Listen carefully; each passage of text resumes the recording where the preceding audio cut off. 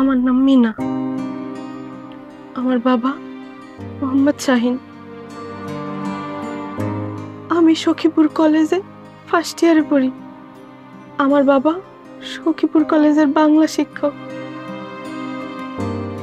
আমার বাবার অনেক ইচ্ছা ছিল মেয়েরে উচ্চ শিক্ষায় শিক্ষিত করবে, কিন্তু ওই যে রাজনীতি করে পোলাগুলা আমার বাবার স্বপ্ন পূরণ হইতে দেয় নাই। বিশ্বাস করেন, আমার পোশাক আশাকে কোনো সমস্যা ছিল না। আমি মাথা নিচু কইরা কলেজে যাইতাম, আবার মাথা নিচু কইরা বাসায় আইতাম। কিন্তু ওরা আমারে রাস্তাঘাট দিয়ে তুলে নিয়ে যায় ক্লাব ঘরে।